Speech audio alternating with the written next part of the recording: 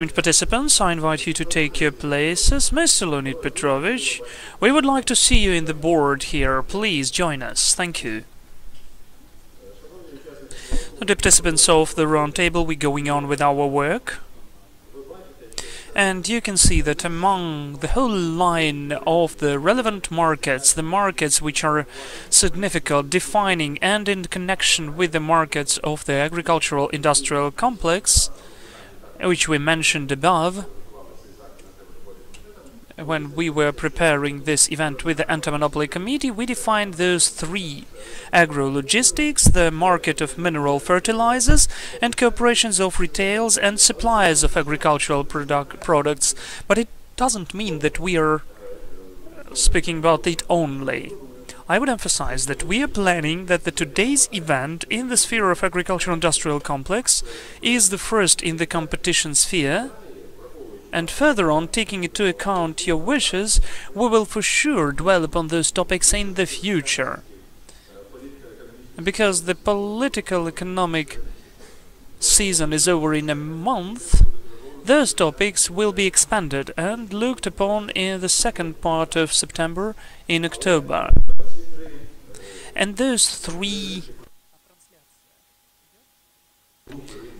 when we were speaking about the groups of markets, they are incredibly important, in our opinion, as for the development of markets of agricultural products and competition at those markets. If we take one topic, for instance, the suppliers, for instance, it has a very long, as we say, long-bearded history since 2000s, and which had it in the law on the internal trade, and for 10 years we had rather powerful battles about that, and they were over with nothing.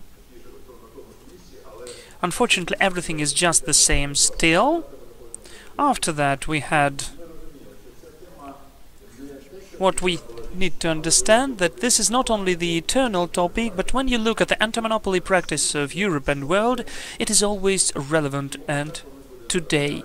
And it will go like this further on. And the mineral fertilizer markets, I would say markets, not one market, which need the scrupulous understanding of anti-monopoly experts, business community, expert community. And I'm sure it will happen like this. We will have the development of the situation at these markets, which will lead to the situation then we, the state, the business and the society will have the exact picture of what is going on. So I will gladly give the floor now to Ksenia Diahilieva, the head of the Departments of Investigations and Research of the Markets of Non-Production Sphere of Anti-Monopoly Committee of Ukraine, and then not more than 10 minutes I'll give the floor to each of the speakers, so please, Ms. Diahilieva. Thank you. Every time when I'm getting ready to those events, I'm always worrying whether it is interesting and relevant what I'd like to tell, because I'm always in doubts whether we are looking at the issues we are working for. So when I listened to the speech of Mr. Golchenko, I got calm and quiet a bit, because he mentioned about logistics, which my committee is doing. For me personally, this is the proof that we understand a bit the problems of the business and deal with them.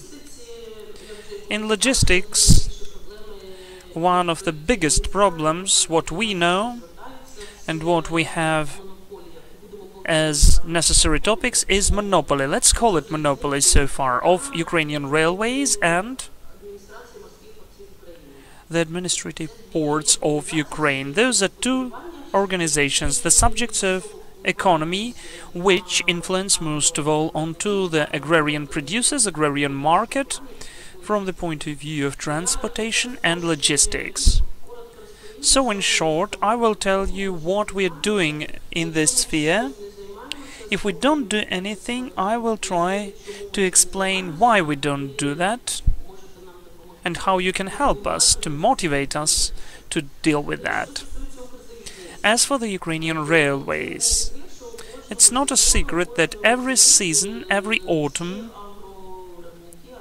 all the agrarian producers face the same problem. There is not enough of wagons and carriages to transport grain. And even we hear that because of the lack of wagons, some part of the harvest is just perishing because we don't have what to transport it with. Unfortunately, I have to apply for you, the representatives of agrarian business. There was not a single case when we got complaints from the agrarian business representatives. We get to know about this problem from the media, from certain similar events, and during the break someone comes up to us and whispers into our ears how Ukrainian Railways abuses, violates the rules, redistributes unfairly, and so on. So beginning with the previous autumn, we have a big number of complaints onto the Ukrainian Railways as for the unfair distribution of wagons, but only from the metallurgy sector. As for the agrarian business, we don't have a single complaint. So I ask you, the representatives of business associations and their lawyers, if you always say at all of the public events that such a problem exists, if you want the committee to help you in some way, so please let us know about it at least. Give us some certain cases and examples when you consider, in this case, that as if Ukrainian Railways didn't give you wagons, which they had to give. And when we communicate behind the curtains, it can be explained that we cannot do that, but because after that we won't have the proper relationship with the Ukrainian Railways and they won't give us at all anything in the result. But if you read our law and read the order of the cases, there is an option when we close the applicant. So we don't show that there has been an applicant at all. We begin the case according to our own initiative. So if your clients or representatives of your associations are just afraid that it can negatively influence their relationship, so please, you can offer them such an option. They can write official applications and still they can ask us to hide the applicant. Or they can just write the application to be invited to meet with us. All of our phone numbers are open.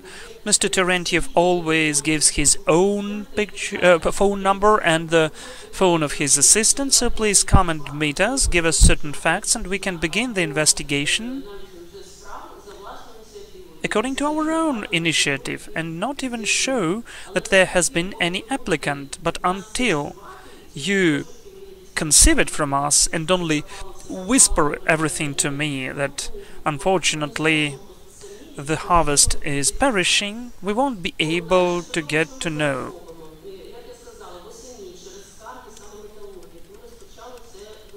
So, in autumn, through the metallurgists, we began this investigation. We have certain previous preliminary conclusions, but first of all, we have to get to know. To plan certain actions, we need to understand whether really the Ukrainian Railways is the monopolist at the market of the wagons and half-wagons. And the statistics we are gradually getting is a bit diverse in different resources. We are checking it, and it tells us that the number of personal wagons is rather substantial. So, sooner or later, we'll come to a certain conclusion. I'm not telling it will happen now, but in the future, that Ukrainian Railways will lose their monopoly state at this market. You are nodding, but I will give you an opportunity to speak out, to argument. And the information I'm speaking about metallurgists, because they are coming to us, and we can see that lots of enterprises having their own wagons which they're using. So there is no such a 100% dependency of Ukrainian Railways when we speak about the wagons for the transportation of your goods. This is the first thing. I told you about the Ukrainian railways, and now I would gladly hear all of your arguments why you don't agree with me, and are you ready to give us certain documentations which would cancel the conclusions we had?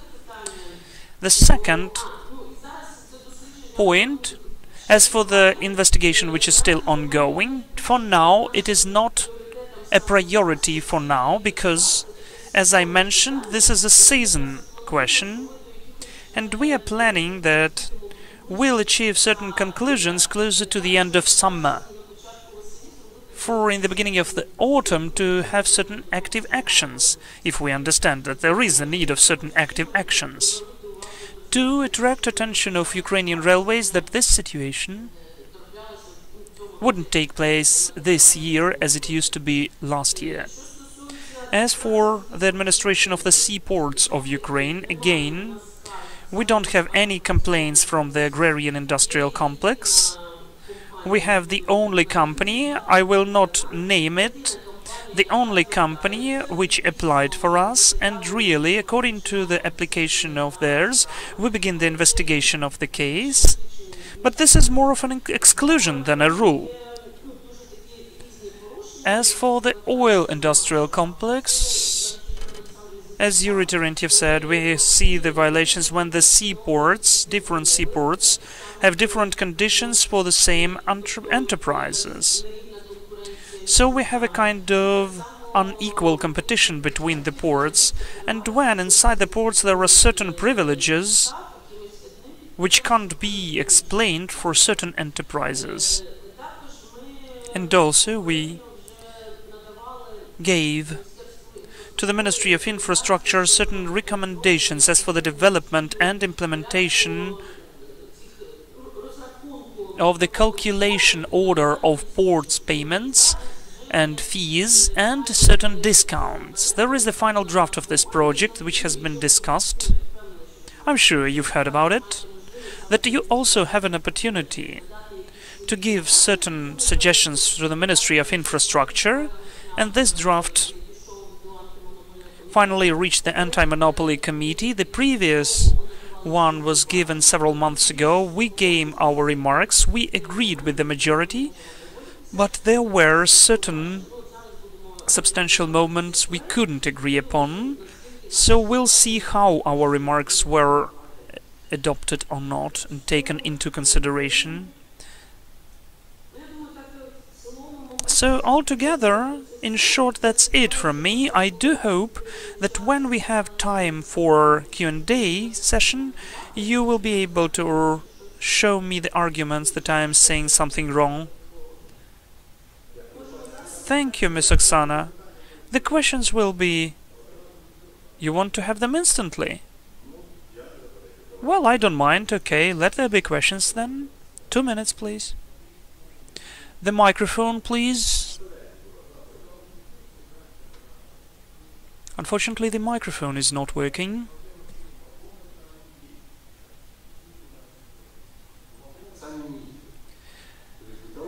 So, for the carriage to come somewhere, we need 100%. Unfortunately, we have 100 connection rod or traction of the wagons, and the Ukrainian railway have 100% monopoly for the level of traction. We do agree. Did you tell us about this? About that? That's how can we get to know about that if you didn't let us know about that? But the situation I'm speaking you about is the 2 weeks situation. I'm sorry, let me instantly answer for us to have a vivid discussion. Maybe personally for the company which you mean now, it happened 2 weeks ago, but the problem itself exists for several months, isn't it? We hear about it from time to time. So we did not emerge 2 weeks ago. Yes, but this situation has become acute because of the closing of the stations. When I'm speaking about that, I'm not meaning one company. In my association, there are 300 plus producers of agrarian products. Would you come to our meeting? I heard you now, and I thought that we could come to you, because in fact the situation is looking the following.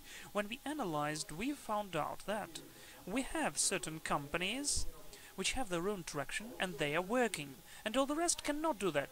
But now we have the draft of the law in the parliament, and it's also already suggested for the first reading, which liberalizes the market of tractions. And the idea is to make this market free for some of the enterprises to buy and to use traction. Of course, the Ukrainian railway will be still a monopolist of the operator's work, but it's all over the world. We cannot use the railways as we want to, but this is potentially for the future. This is the way we can change. Yes, we agree with that, but my comment was the following. To judge whether we have monopolists in the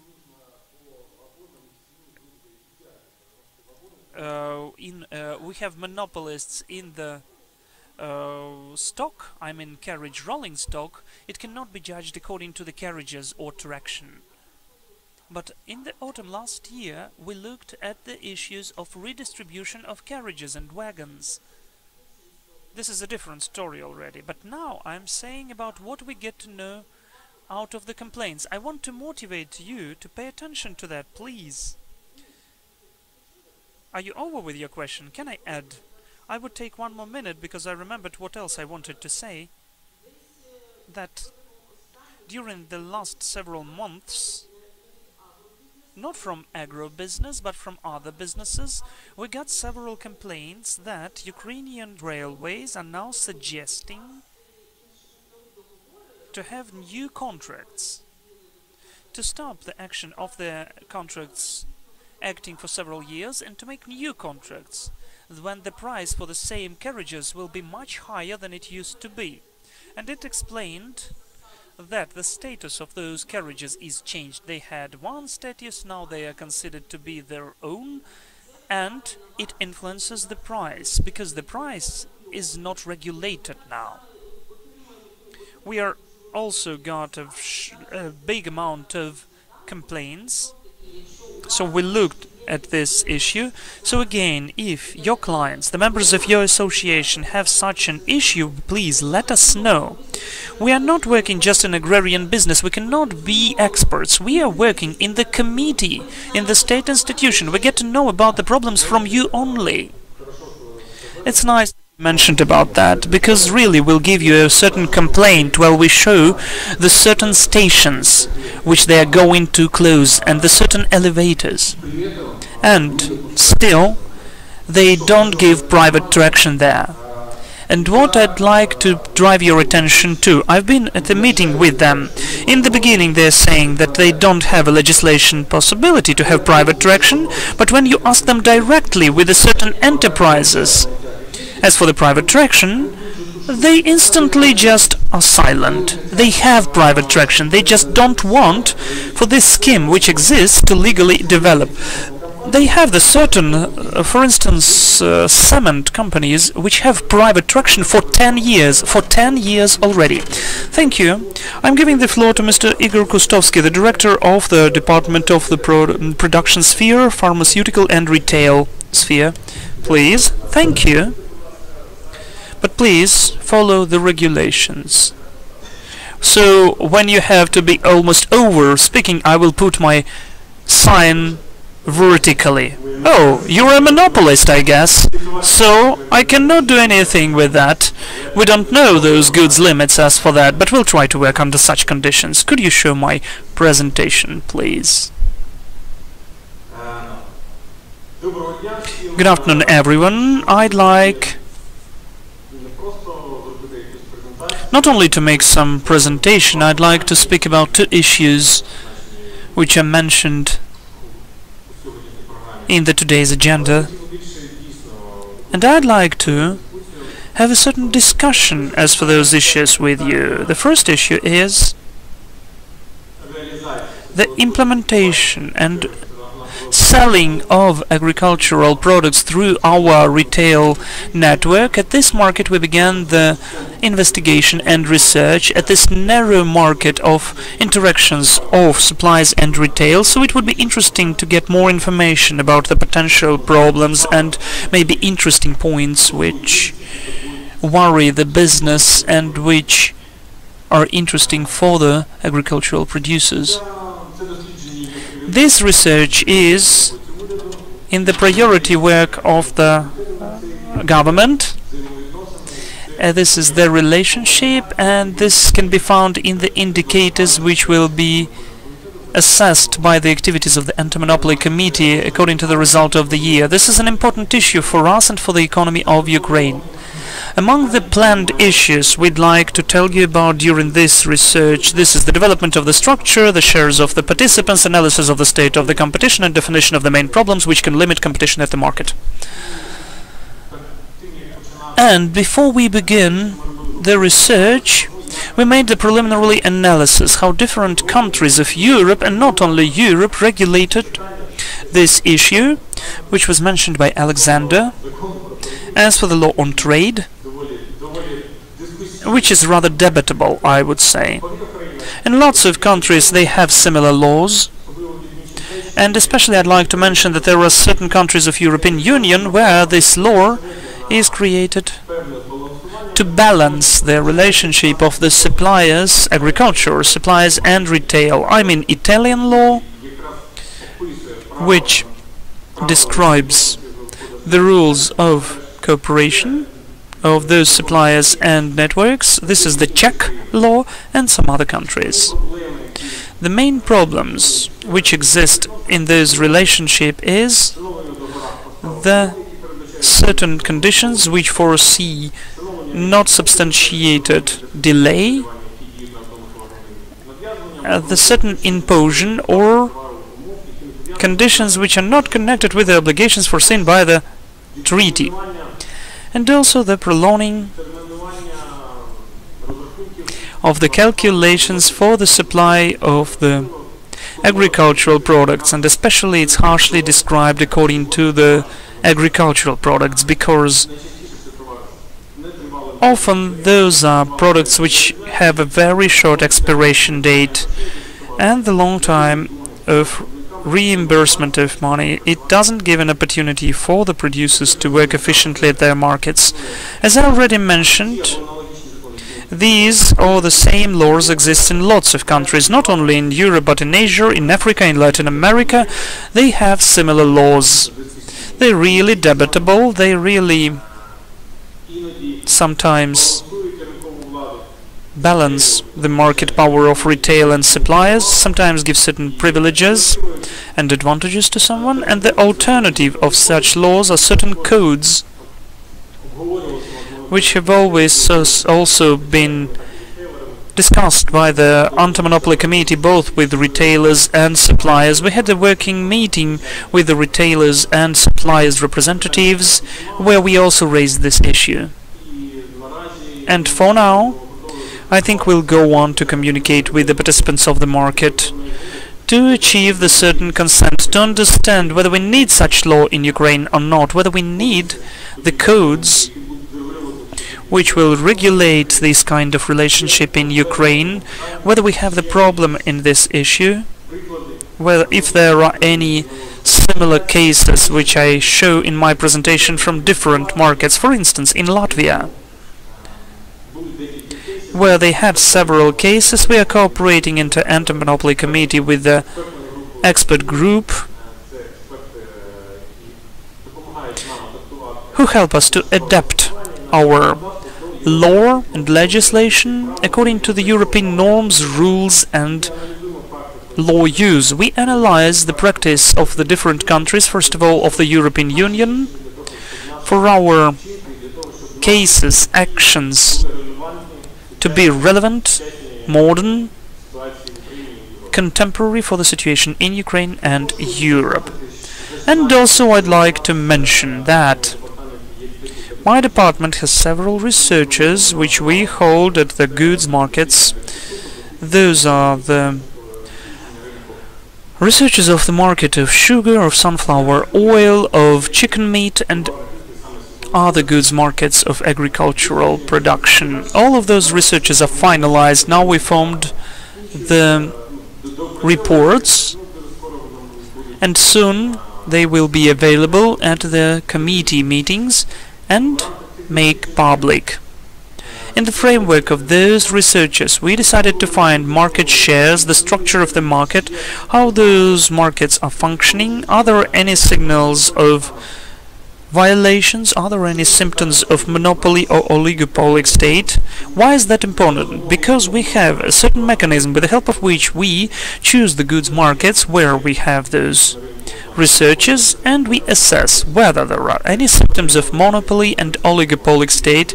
We estimate the significance of the goods for the society and lots of other factors which influence how the market functions, which influences what's going on at the market. So according to this checklist, so-called, which is used in the department and in the committee, we have chosen the markets of the agricultural products where we held our research. In the new research, which we began this year, the research of the relationship of the suppliers and the retailers, this research will include those goods groups which we studied in the previous ones. It will help us to understand the movement of the goods, the relationship which exists at those goods markets, and if there are any differences in the selling of certain goods. Because as for the chicken eggs and sunflower oil, which is bottled,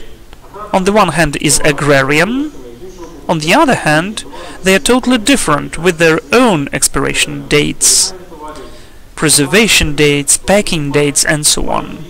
So they have different conditions of the turnover, and they have different market shares of participants of the market.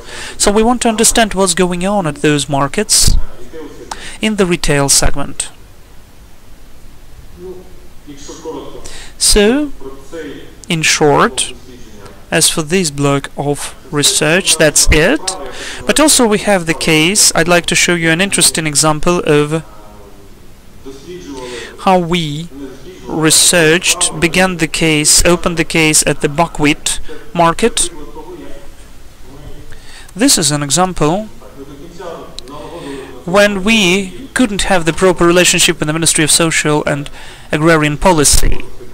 I often mention about this example how to improve the relationship with different authorities. In 2015, if you remember, we had the situation when we had an increase of the price of buckwheat in our retail. The consequences of our activities, I mean of the Anti-Monopoly Committee, we opened the case because we understood that something is wrong there. To find out the violators,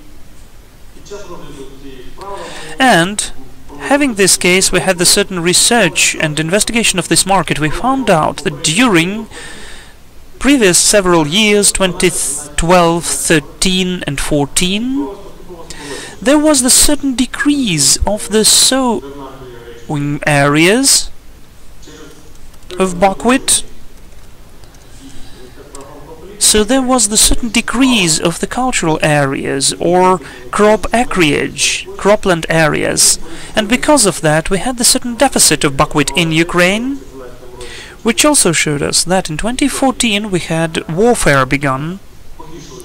We had the worst of relationship with Russia, which is one of the biggest producers and exporters of buckwheat in the world, and this deficit and certain restrictions on import of buckwheat into Ukraine was the reason that the price on buckwheat went up.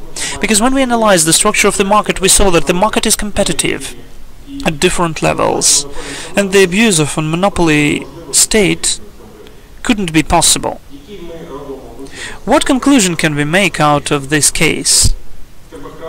That we need to cooperate better with the ministry which deals with a certain market. We need to make them to perform Article 4, which has been mentioned above by the head of the Anti-Monopoly Committee, and then we will perform the actions which will be done with the certain violations and abuse of the law on competitive policy, and they will correct the situation with the competition markets.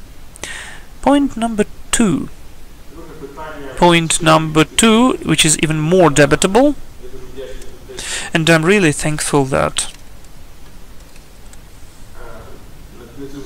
at this meeting where there are representatives of the chemical industry invited, because the second issue is about fertilizers market. This is the issue which is risen every year at least twice. In summer, when we have the need in fertilizers. Could you show the second presentation, please? How much time do you need? For this second part? Not that long. Because this is more of invitation for the discussion, I would say. So, for the Anti-Monopoly Committee, we can constantly have certain applications and statements that we are not doing anything at this market, that we don't do anything in our case where we had the preliminary solution. But this case is rather complicated, not that easy to deal with. And I think that in autumn we'll have the certain result as for this case, because the head of the Anti-Monopoly Committee has become the state-authorized person on this case. We focused upon the activities of this department, and we have certain developments on this case. We know what to do, which information is lacking to finalize this case study. But I'd like to mention about the different thing. I'd like to show you the situation, what are the changes of the market, how it has changed during the recent years, what's going on. And I'd like to invite you for the discussion, both the participants of agrarian market and the market of fertilizers.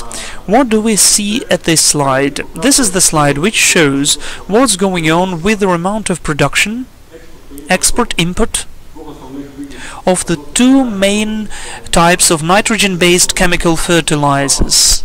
We have the certain research about that, and we can see that in 2017 we had the very substantial shortage of the internal production and the import increases. The market is not considered to be too regulated, but there are several factors which influence it. And the Anti-Monopoly Committee does not influence it. These are the world prices onto the nitrogen-based chemical fertilizers, because this branch for lots of years was focused, because the very substantial amount of those fertilizers were for the export. The whole factories, for instance Odessa port factory, didn't have the structures to sell the fertilizers for the internal market, so it was a substantial dependency of the market on the world prices. And of course anti-dumping measures as for the import were very important, which were origin of Russia, and the price of the raw material, because the primary cost is 80 to 90% is gas, natural gas, which is the main raw material to produce fertilizers, so the deviations of price influence the primary cost. And of course, as for the equipment, this is the high level of wear and tear of equipment or amortization. And we looked at the ratio of the 1 cubic meter of gas, which was compared with the world examples. We can see that the Ukrainian enterprises are not that modernized, efficient, and are not using the potential which is used by the enterprises of other countries. All of those factors really strongly influence the market.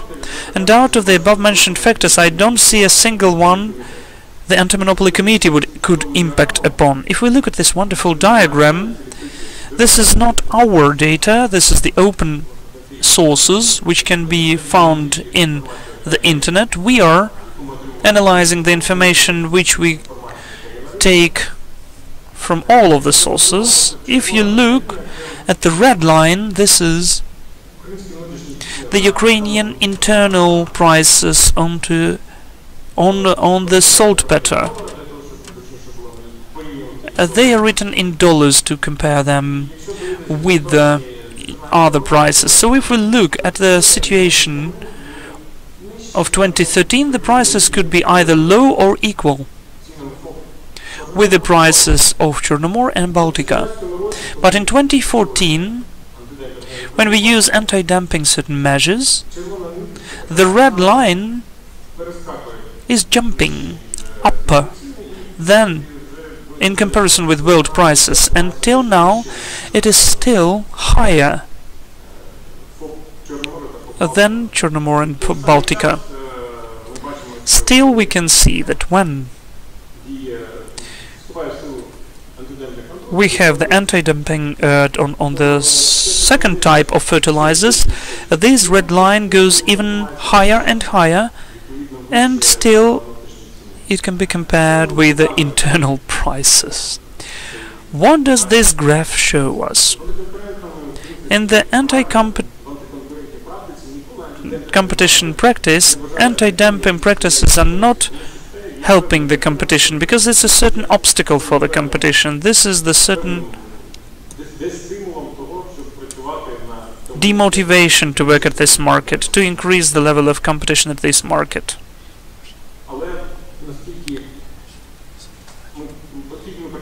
But as we are working in the system of state authorities, we analyze all the factors which influence this or that market.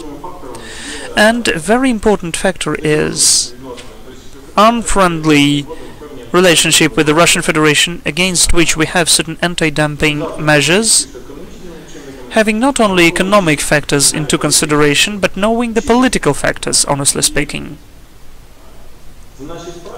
And in our case, we're having here, of course, we take into account the anti-dumping, but this anti-dumping is not a factor which improves the competition. And for that, I'd like to involve our colleagues who are present here, who know about this market, and in fact, I'd like to have a certain discussion with you as for the situation of the mineral fertilizers. Thank you for your attention. Thank you, as this issue is really connected with the following speech. I'm giving the floor to Mr. Mykhailo Sokolov, who is the deputy of the head of the All-Ukrainian Agrarian Council. I would ask you to show my presentation. I'd like to give you a short history legend of this whole story, because whatever weird it may seem, I think my opponents will even agree with me. What's the essence of the situation? Really, Ukraine, for a certain period of time, has been an export-oriented country as for their nitrogen-based fertilizers. Moreover, we are exporting more than we consume. So, in fact, we've been into this export sphere focused upon those countries. But the world is not standing at the same place. We have the development of the production of nitrogen-based fertilizers, we have new facilities and capacities built where the gas is cheaper, which does not surprise us, because any normal commercial activities is connected to produce the cheaper products and to be as competitive as possible. It does not concern the Russian Federation only where the gas is cheaper, it concerns the North Africa and East and China. As for China, this is a very special remark, because China does not have its own gas, but China began to produce gas out of coal, gasification of coal, and after that they process it into fertilizers. They have the factory which produce nitrogen-based fertilizers out of coal. That is how China competes at this market. Could you show the next slide?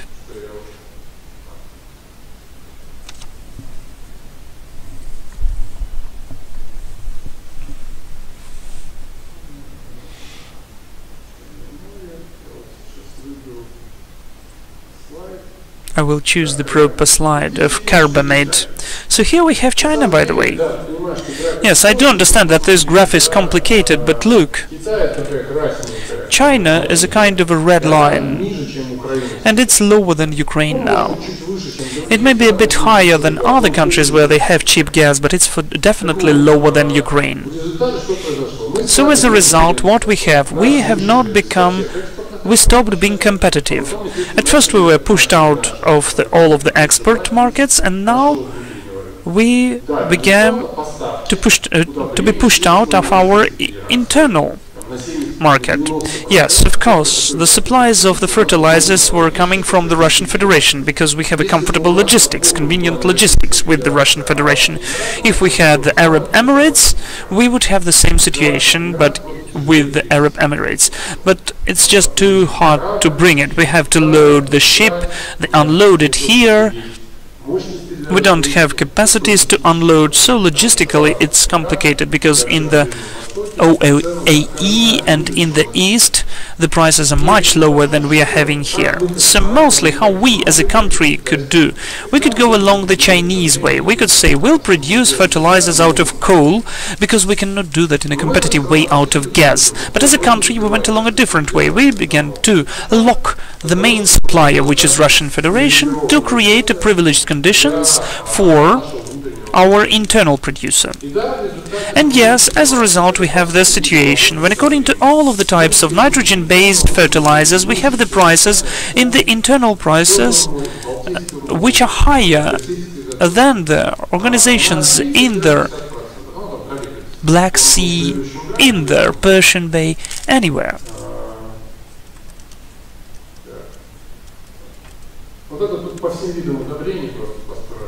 So, as for all of the types of fertilizers, both ammonia, saltpeter and carbamates and all the rest, it shows us up to 100% between what we have inside of the country and in the world. In our situation, view, the situation is very easy. Instead of the competition and to make the branch to be modernized, we decided to lock it up from competition, and now the agrarians are paying for that. They are paying huge amounts of money, and for several years already. Maybe the certain company couldn't be able to modernize, but this is not the problem of the whole country. If you don't have money for modernization, you should sell your factories. If you don't know how to do that, give the vacant place for someone who can do that. But we protect certain producers. We have the monopoly in the internal market, and everybody understands that. That in fact, as for the ammonia, saltpeter, we have one producer, the Eschem company. As for carbamate, we have three producers, Eschem, OPZ and Dniprozot. And the last remark of mine, yes, really.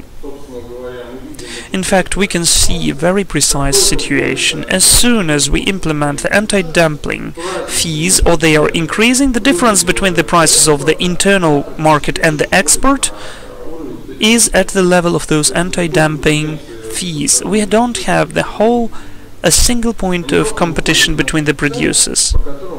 They only use the prices according to which they can import, the Russia could do. But this was not the last one. The last point was that as the result of the applications of the Association of Chemists, the government issued sanctions and locked up the whole line of Russian producers.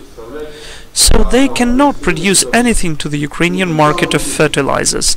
And this is the most interesting thing. Who is the obvious candidate to fill this gap? Mr. Rothenberg, who constructed the Crimean Bridge, but his enterprise is not under sanctions.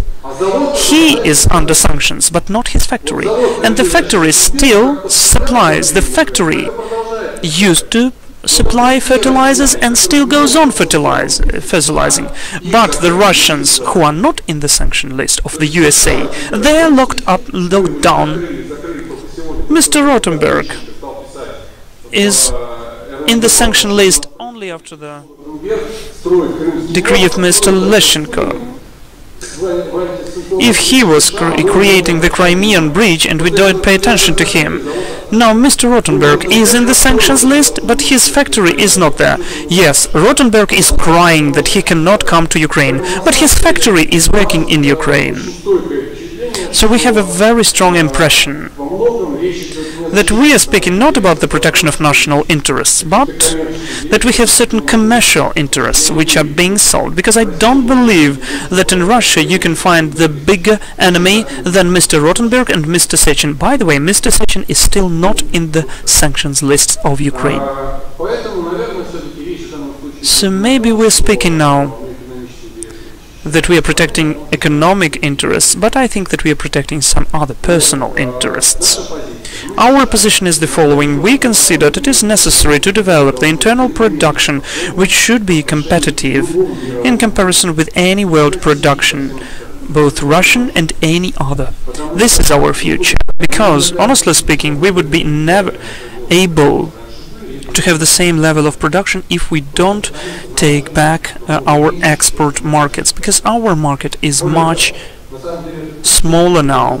Moreover, this is the way to the dead end, because our cooperative now constructs the channels of delivery from China, from Poland.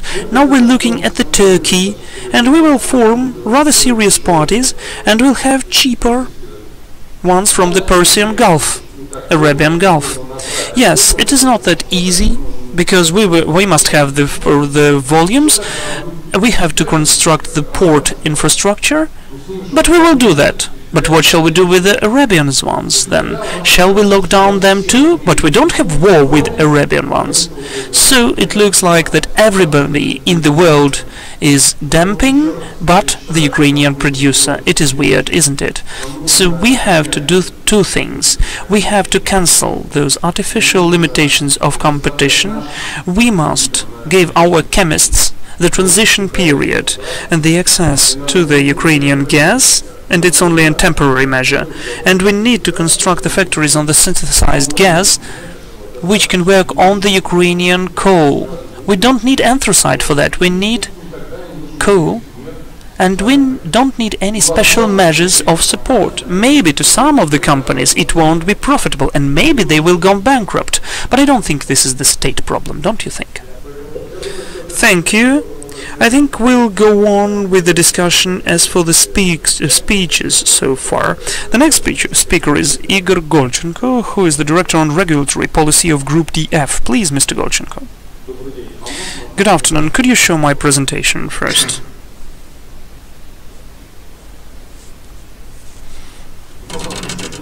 Well, in the process, I would like to dwell upon the definition what the mineral fertilizer is, for us to compare apples with apples, and for us to speak about the same. So could you give me the clicker? Thank you.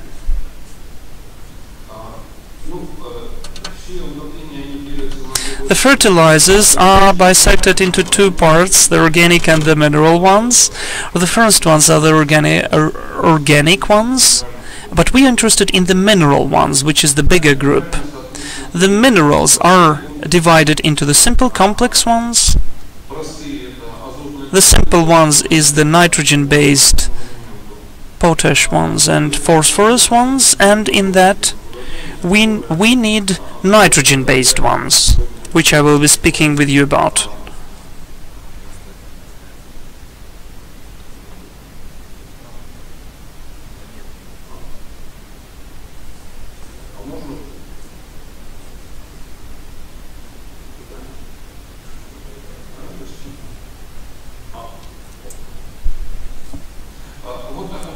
So this is how the whole picture looks like as for the mineral fertilizers, and the nitrogen-based fertilizers are down here, the pink ones. Everything which contains nitrogen as a main component is the nitrogen-based fertilizers. This is the goods market as for the terms and notions understandable for the Anti-Monopoly Committee. So inside of this group they are divided and can be replaceable, mutually replaceable. The consumer, and the producer, he defines the price on the nitrogen-based fertilizers as for the content of nitrogen in the substance. So if we look at the price of carbamide and saltpeter can be considered, but if we look at the nitrogen as a useful substance with the competitors, the price of nitrogen can be the same. How do we characterize the world industry of the mineral fertilizers? As it was mentioned by Mykhailo, and I totally agree with him, that this branch is characterized with the direct dependency of the production on the accessibility and periodicity of the natural raw material, that is the gas supply. The competitive market is the market of the nitrogen-based fertilizers, because the main raw material is the natural gas, which is considered to be most accessible, and the most concentrated is the potash market. So the specifics of the capacities, location, as for the mineral fertilizers, leads to the goods flows at their goods markets. Out of the nitrogen-based markets, we can see approximately 40% of the production is exported. As for phosphorus, 35 to 50, as for potash, more than 75. But again, this is because of the territorial location of the factories which produce the fertilizers. Here are the 5 countries which control more than 50% of the world production of fertilizers. We can see China, we can see Russian Federation there, we can see India there. With China, Mikhail, I will dwell upon that a bit later. If you're interested in the coals, because it was not that easy to construct the factories on the synthesized gas. That was the whole story about that, honestly speaking. And after that I was interested to see the concentration. Those are the figures of M&A transactions during the 2015-2017. If you can see it here, the chemistry takes the 3rd place since 2015. So the chemical industry in the world is being concentrated, and concentrated rather quickly, rapidly.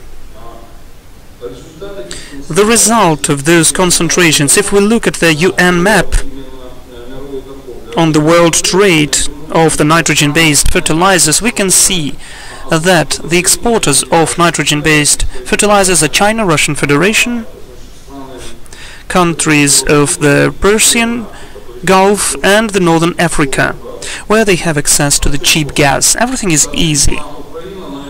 So Ukraine at this map is transformed into importer of nitrogen-based fertilizer. And now as for Ukraine, our Ukrainian statistics is the following. This is the import of the nitrogen-based fertilizers into Ukraine. We can see that beginning with 2012, the import of fertilizers, nitrogen-based fertilizers into Ukraine is growing. Yes, mostly this is Russian Federation. Still, the market is growing. I wouldn't say the market, but the market. The import is where is growing, not the... As for the dumping, again, we had certain questions. And I'd like to dwell upon that and to explain it to you. I took this table to show, because since 2014, this is the legendary dumping on the ammonium nitrate. Ammonium nitrate. If we look at 2012, you can see the first table, ammonia sulfate. Ukraine took 300 and then later 200,000 of tons. As for the ammonia nitrate, we have different figures, and in 2016 99,000 of tons. So this amount out of ammonium nitrate came to sulfate, ammonia sulfate. Nobody paid any customs dues. This was just a myth. And we consider those dues to be obstacles for the market. We personally consider it to be debatable. If we take the graphs, they correlate with those which were mentioned by the Anti-Monopoly Committee. And in 2016 you can see the red line. This is the price on the Black Sea firm, and the green columns are the price of DAP Ukraine, the import from the Russian Federation. So up till 2016, more or less, the price was correlated with the FOB price. They were going down and up together simultaneously, but in 2016 we had the certain discrepancies. It concerns carbamide, and this is the saltpeter. You can see its growth, and this is gas. I was interested why it's happening, so I made the whole graph of the stops of the Ukrainian factories, and it turned out that when the producer was stopped, we didn't have any loads for the market, only import from the Russian Federation.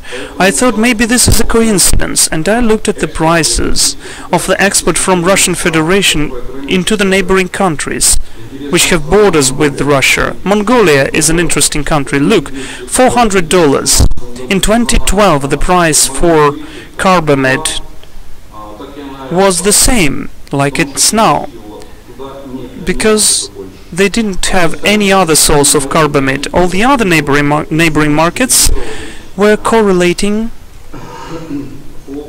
by FOB or any other reasons. And the lower table shows us Mongolia again.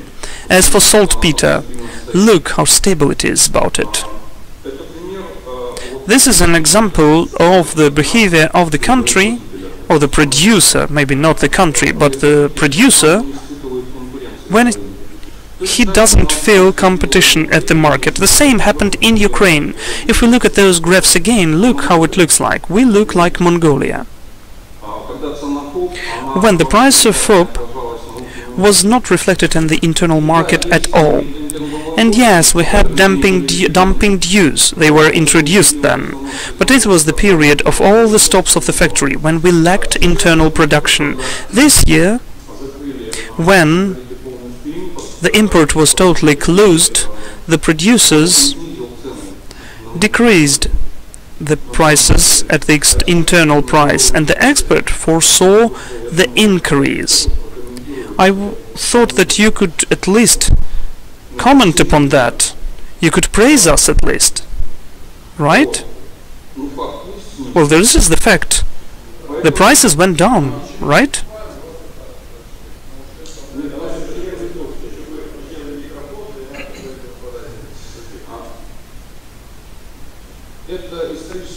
This is the historical legend as for the dumping dues, and these are the days of the stops of the factories, 2014, 15 and 16, when they stopped and never worked after that. And the reaction on the market, what was going on with the import? It grew under the conditions of the lack of the internal productions. And also I'd like to dwell upon the best practices, what's going on around us. This is what I'd like to draw your attention on. 2 points.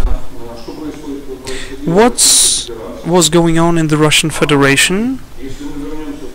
If we come back into 2008, in 2008, maybe you remember, Mykhailo, there was a signed treaty about the cooperation of the Russian Association of Fertilizers Producers and Agrarian Industrial Union of Russia with the Ministry of Trade of Russia, where the ministry suggested up to 30% of compensation for the Russian agrarians when they buy the local production fertilizers, and also they suggested 25 to 30 billion of rubles of compensation along the credit lines for the agrarians for the procurement of the fertilizers, and from their side, the agrarians promised to procure the local producers the certain amount of fertilizers of nitrogen-based chemistry, and those provided it, and they lived like that up till 2012. After that the treaty was prolonged up till 2018. For 10 years Russian agrarians and producers of nitrogen-based fertilizers are living in such a friendly climate. In Ukraine, I don't remember anything like that. So this is the example of the regulatory policy, how the Ministry of Trade found reconciliation, or the way to cooperate between the supplier and producer, consumer and producer at the certain market. And also I like one more case, the recommendation of the Federal Anti-Monopoly Service of the Russian Federation for the producers of apathites.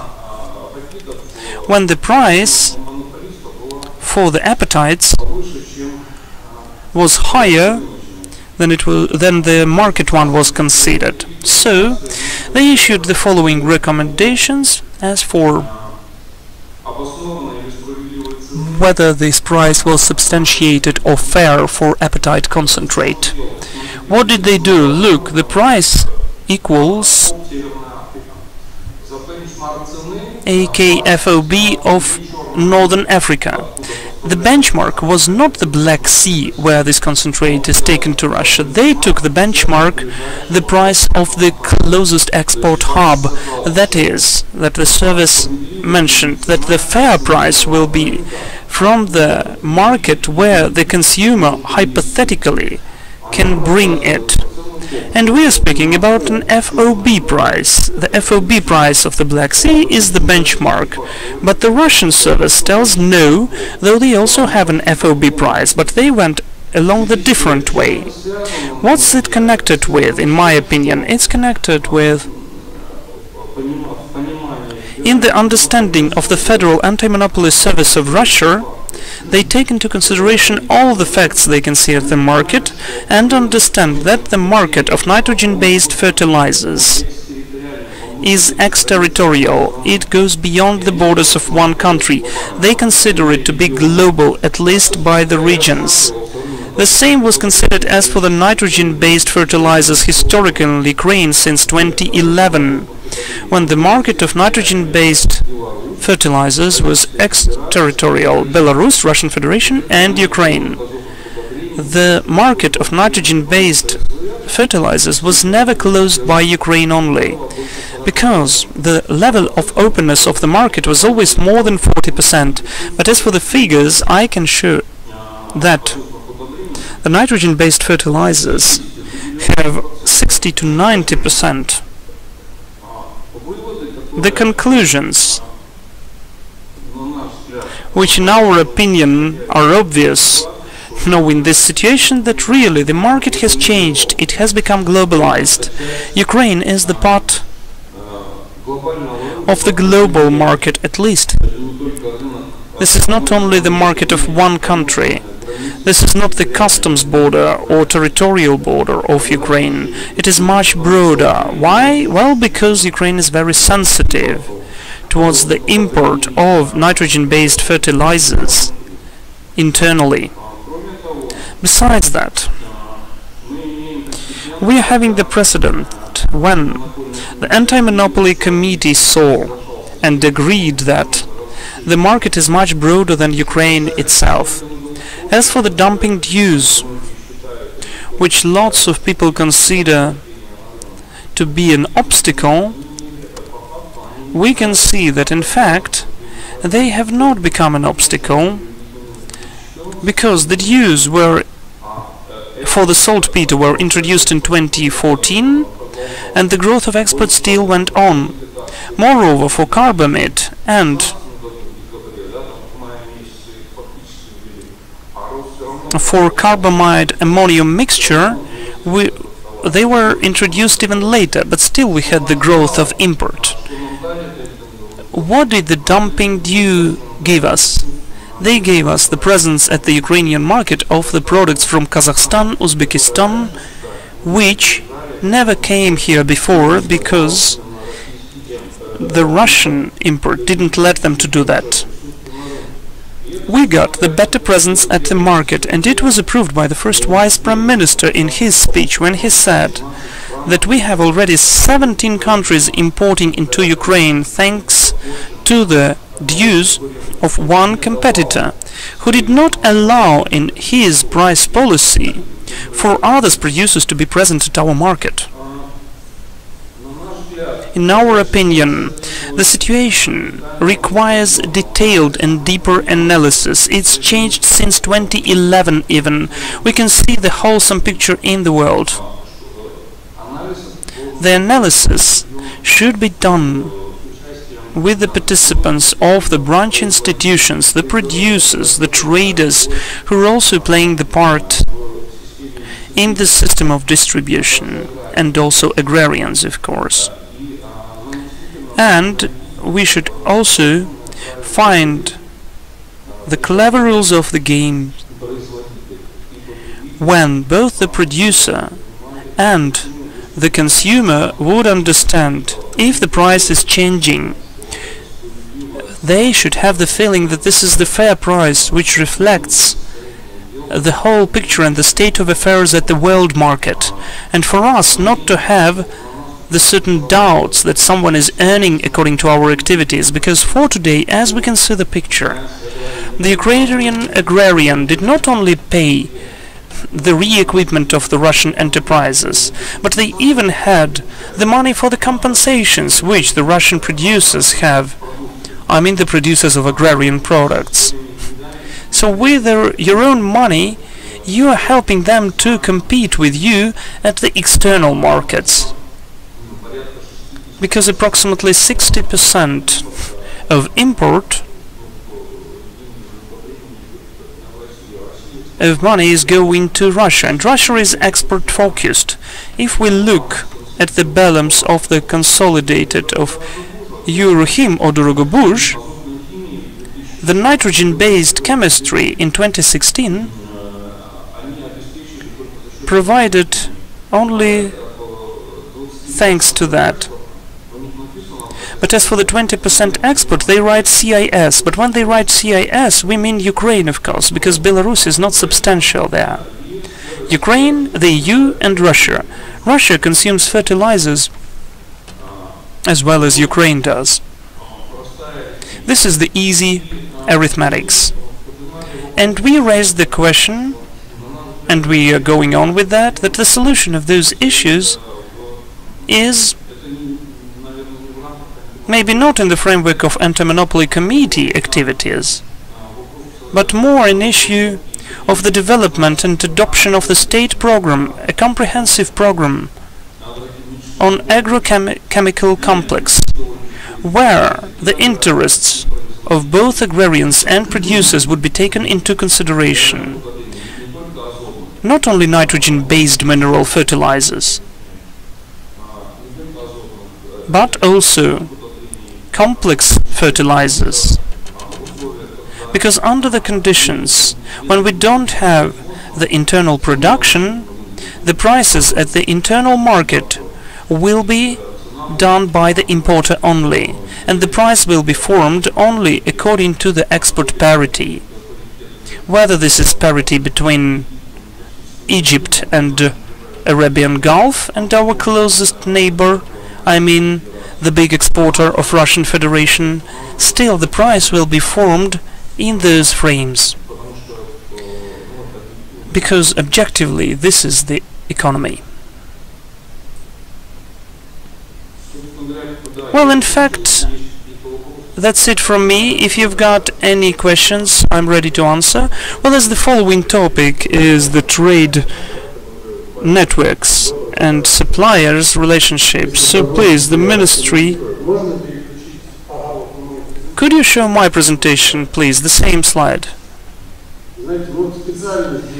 You know, we did here not only Russia, China and the FOB of Black Sea, we showed the yellow one, FOB of Persian Gulf. We agree, let's take as a base the FOB of Persian Gulf, and we will see that since the moment of introduction of the first dues, which as as you say, are not working, we also have the prices of the internal market which are radically higher. And the most interesting thing, that the dues were done for the ammonia, saltpeter, but the difference of those prices is according to all of the types of fertilizers, both as for carbamide and carbamide nitrogen mixture, carbamide ammonia mixture. Would you please not interrupt me? So, the colleague told that we have the gap in the prices only when the enterprises stopped. Are they not functioning since 2016? They are working, they are functioning. We can see that during all of this time we have the gap, not only in comparison with FOB Russia, but FOB Persian Gulf and FOB China. We have this gap. Whatever we take as a benchmark, we agree. Let us not take Russia as a benchmark, and the Baltic and Black Sea, where Russia is still a supplier, but let us choose the East. Will still have this gap. And by the way, one more point. Yes, we don't have this year, but it used to be in 2015, 2016. We have the producer of Dnipro-Azot, and they supplied from Ukraine according to the price of FOB of Black and Baltic Sea. We had this situation with the small parties, but still we had them. When we exported of carbamide according to the price of Black Sea, and internally we had 20 to 30% more. That is it. The next point, as for our subsidies, as if subsidies of Russian producers. In the primary cost of the production of crop farming, not the whole agriculture. They needed just figures, that's why they wrote fertilizers as crop farming of the whole agriculture, including even livestock raising. But I'm sorry, cows do not eat fertilizers. So if we take crop farming only, without livestock raising, without chicken, it turns out that we have 27, 28 to 30% of primary cost. So when now we have the price for the nitrogen-based fertilizers radically higher, and this is a very substantial increase, we are different in the unequal conditions with the Russians, who have the FOB price. Their internal price is connected with FOB. I don't know what they did, but we would greet if our anti-monopoly committee would be able to connect our internal prices not to Russia but to the Far East. So we are not under the equal conditions, and unfortunately we're losing money on that. As for the 2016, when the Russians increased the price, that's true, because they had an anti-dumping investigation, and we accused the Russians for the cheap and low prices. Well, of course, we should be totally crazy if during the investigation, when they accuse you to have the low prices, of course they increased the price, and it's obvious why they did it. They didn't care where to fix their profits. Of course they didn't sell on our markets the fertilizers which were cheaper than on their own markets. They're still well sold. I understood, they earned. But they just moved the profit point from Ukraine to Russia because there was the anti-dumping investigation, and they were accused that their import price since 2012 to 14 was too low. So they increased it, not to have any accusations anymore. This is the totally logical behavior, but we are the reason of it, our actions as a country.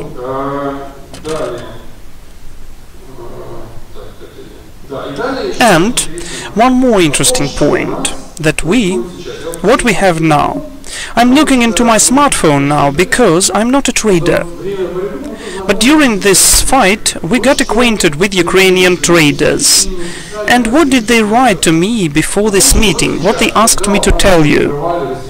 Because now, when we have the lockout of the Russians, not by the anti-dumping dues, but the certain measures, when we have only Rothenberg and one more producer left, For the internal producers, we have almost a monopoly. So what do we have now? Several biggest distributors: Agro-Import, Iridon, Ukroshim, Ugorampo Agro-Epika. And what a wonder, they all have the equal prices of sales and the same conditions, but directly we cannot buy the products of the company of Asham. We cannot buy the products from the factory. And we do believe the story, if I'm not mistaken, of 2016, when at the market we had the same situation, but nobody could buy the products directly. All of that was going through the NF Trading. This is the company which is considered in the group of DF, and then it turned out that for 1.7 billion of hryvnia there won't be supply. So the money came from the agrarians and the fertilizers didn't come. So this was a kind of a prepayment, and there can't be any court precedent because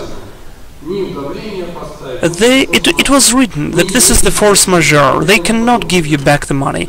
They will reimburse the money later. So we can see the same situation this year. It looks very similar.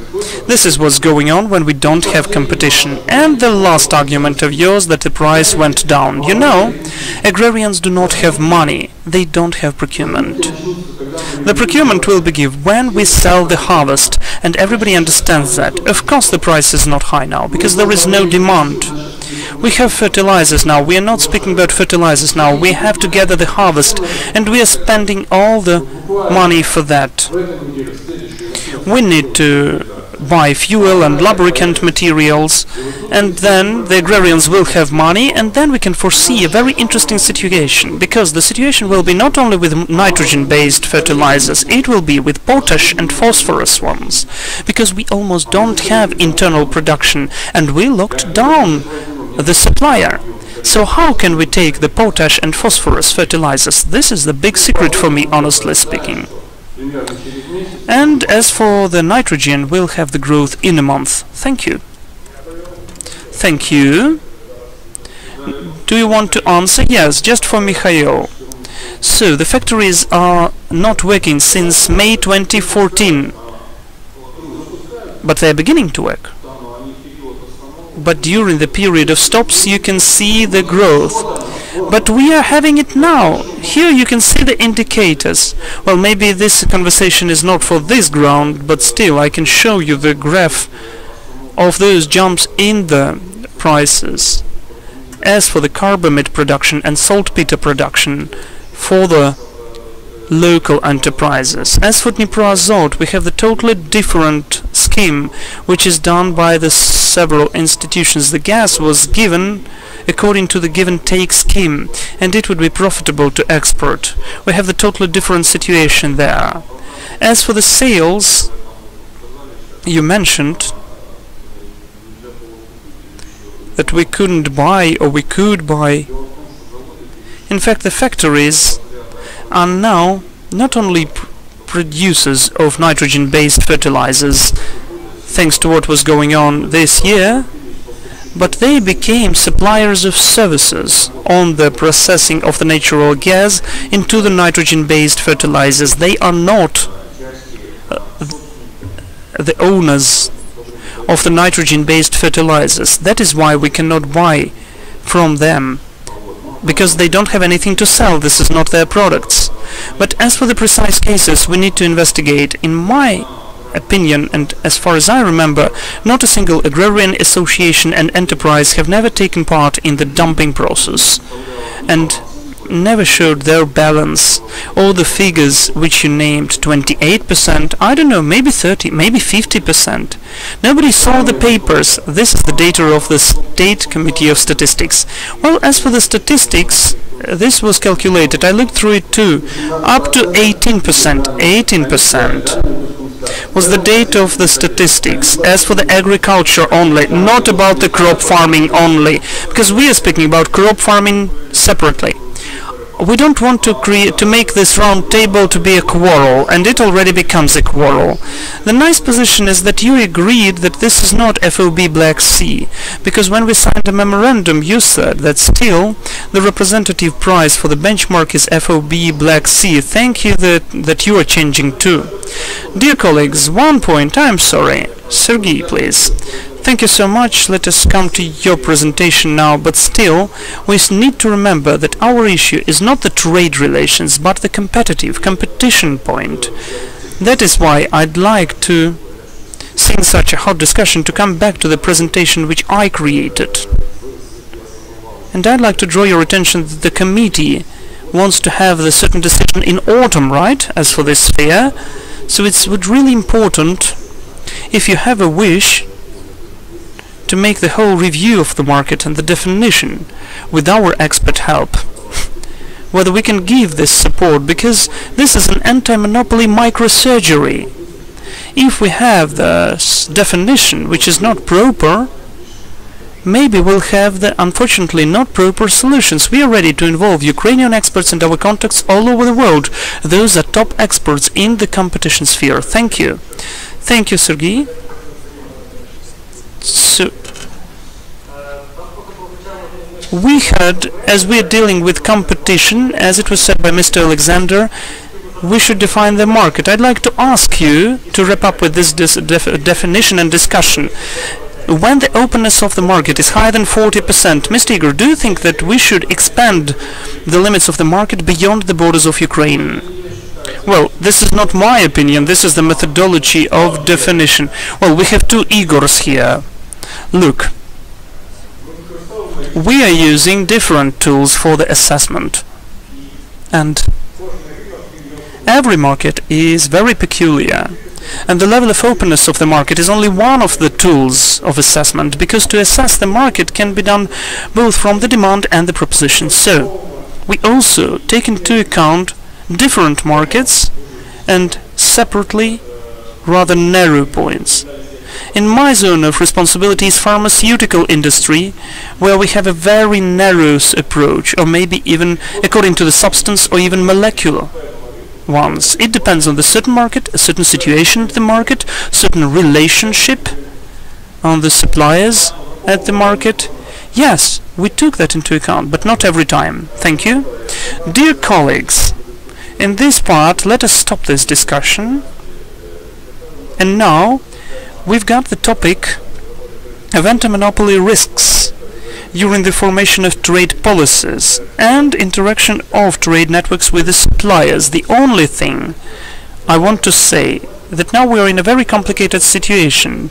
We rented this hall up till 6 p.m., but we are very short of time, so please try to be as short as possible. So Oleksandr Nagorny, who is an advisor of the judicial company Sayenko Kharenko. Thank you, Mr. Oleksandr. As for the competition, Oleksandr said that I am a romanticist. I'll try to be pragmatic now, and I'll try to foresee a bit of the story, to evaluate the perspectives.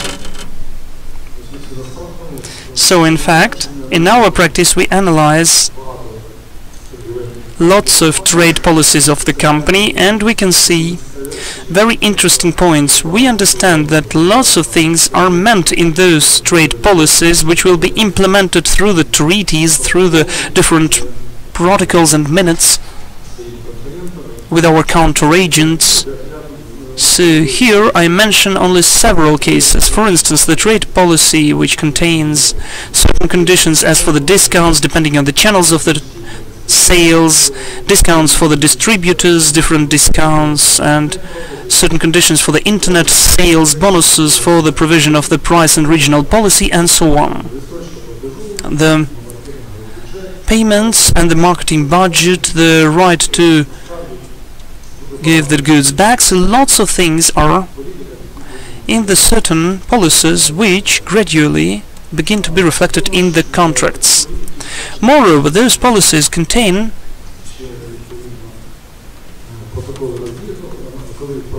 the protocols of discrepancies. the opportunity to take individual decisions and the delegation of those authorities to someone in the company. So what does it lead to? It leads to the situation because we have different conditions with different counter-agents. As far as we know, in the anti-monopoly competition legislation we have the norm, the only thing which is left to prove the dominating monopoly state. We have an attempt to influence the prices of resales. We don't need monopoly state for that. 30% of the share of the market is enough, or the market power. The stimulation to increase sales in comparison with the previous period. So in fact we've got lots of different points according to which the anti-monopoly committee was trying to work, but maybe not in all of the cases it defined its work. So undoubtedly we are waiting from the committee. Why? Well, because on the 5th of December last year we got the document, the typical requirements for the vertical consent actions, where we had the certain criteria mentioned, but we have a huge problem. That all of the issues and points of the subject's share more than 30% is the totally undefined zone, neither by the practice nor by anything else. So for the lawyers, for the practitioners of the business and anti-monopoly committee, this is the big room for, I would say, even creativity and to protect the interests. The main risks, which we can also see, that the programs of compliance are not adjusted towards the market and the subjects at it. This can be the human factor, that the people are moving from the smaller companies to the bigger ones, and when they achieve the bigger ones they don't feel this company first. Their attitude can be different of the whole anti-monopoly committee. I mean, if the company had 5% of the market and the new one has 30, then maybe people just don't understand that, and the lawyers don't understand the importance. This is their attitude, the proper attitude. And the second one is the anti-monopoly committee leads a kind of an intrusion policy, or attacking policy, I would say. This is the normal way to do at all of the meetings of anti-monopoly officials. It is said that if the decision of the anti-monopoly committee is not cancelled, then it can be considered a negative factor for the development. The anti-monopoly committee of Ukraine, well, we know the statistics of the solutions in the courts. We have the cancelled ones. The statistics is for the good of the committee, but still we can feel this attacking policy. So, taking into account the previous practice does not make us safe from the risks of the use of the new approaches of anti-monopoly committee. The traditional violations, we know all of them. We know the cases which the committee investigated. I will speak about the anti-competition actions, horizontal and vertical ones. As for the horizontal, we know the furnishing case. As for the retailer's case is the red one, because we couldn't stand the result. The same concerns the several next cases. I'd like to speak about the retailer's case, because it concerns our topic directly. That in the case of retailers, the committee, in my opinion, had very high ambitions, as they say in the sports. They wanted to implement the new standard.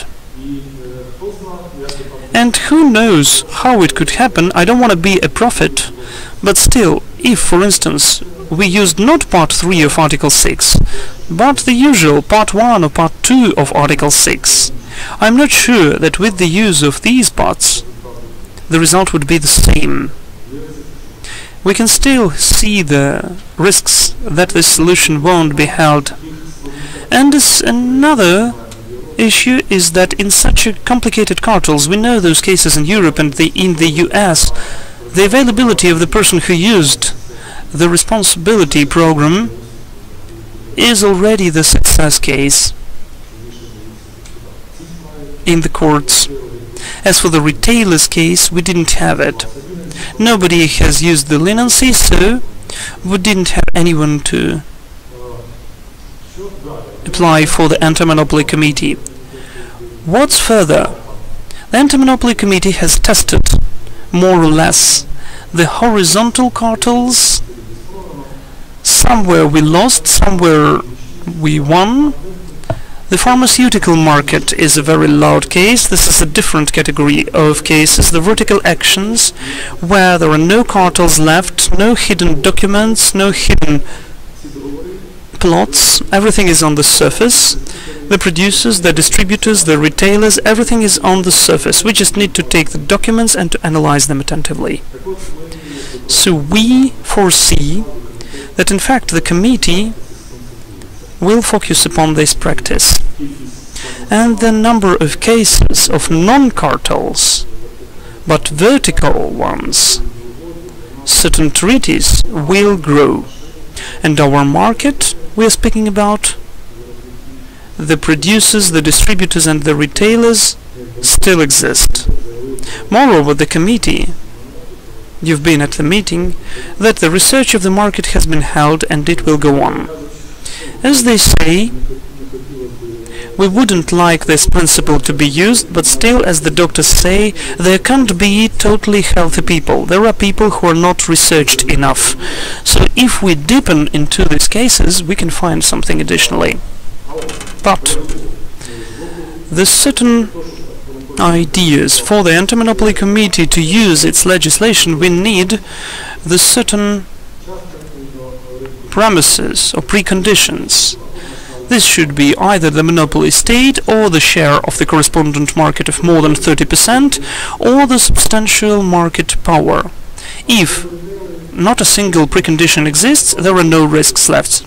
The same concerns the retailers, but here we can feel that the Anti-Monopoly Committee is not ready to prove the monopoly state of a certain retailer. That's why the share of the retailers is not higher than 30%, and the substantial market power is possible.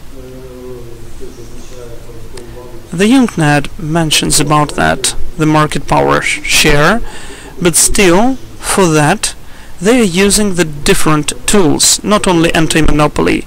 They introduce and they disseminate the law on the protection of the consumer's rights onto those relationships, not only between legal entities and private people, but between legal entities only, or the law on trade, as it was mentioned above, and so on. And also, we have one more detail. I had a question mark here, because this is the standard practice, so I'd like to decipher it. Our law has certain hidden potential, which the Anti-Monopoly Committee has never used, but at least they tried to do that, as far as I remember, even before. So, as for our sphere, those are three norms which are being discussed. Those are the actions banned by the Article 10 of the law. Those are anti-competitive actions according to their form, but in fact they are in the edge. They can be allowed and they are not anti-competitive, but if they are not allowed, if they are banned, they are anti-competitive. This is as for the share, more than 30% or other harsh restrictions. Those are hidden reserves of the committee which it will be able to use. And two more articles which in fact were written in 1996. Oleksandr, together with the team and us, remembers that. And we haven't had this experience then, and we didn't understand precisely how to use them, but our professor, the consultant, was very insisting as for those articles. He said that those articles are working in Europe, in Germany at least. So analyzing those articles, we can see that they can cover the state of the market when we don't have either monopoly state or 30% share at the market. This is the use of the market state, Article 19, and discrimination of the competitors by the economic entities, Article 20. This is the hidden potential, hidden resource of the Anti-Monopoly Committee, which can be working, and we shouldn't forget about that. We should speak about that, both with our clients of the law firms, that such risks exist. Because in fact, when they have such a desire, the qualification can work. By the way, the discrimination of the competitors by the economic entities is possible, for instance, in the case when the retailer has its own product, and similarly to that, they issue certain product on their own, and they procure the same competing product from the certain supplier. There can be certain peculiarities and discrimination, the use of the information in an abusive way, or the certain know-how of the suppliers to compete with this supplier. Those are points which can be present at the market. Everything would be nice if not the period of prescription for the responsibility. We know that the Anti-Monopoly Committee is appointed for 7 years, and this statute of limitations, or term of limitation, is 5 years, so it can be considered by the different board of the Anti-Monopoly Committee. We need to understand that. And finally, the ethical codes. The rules of ethical codes are foreseen by Article 33 of the law. So in fact, our experience shows that it's not enough. When we develop the ethical code, we, for instance, approved it through different mechanisms, so through the actions which are in consent. As I've been working after the Anti-Monopoly Committee in the insurance sector, we've done everything possible, all the options which can exist. Here I showed certain examples. For instance, the Bank of Assurance, where we had exclusive distribution, Europool 2012,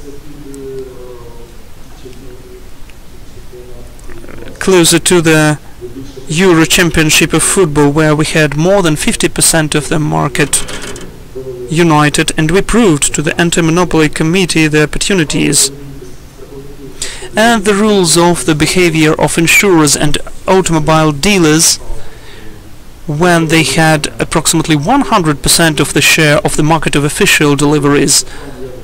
The insurance of the nuclear risks, 100% of the risks, and the reinsuring of the risks green card. So maybe the insurance market was either lucky or not lucky, because if we had known it before,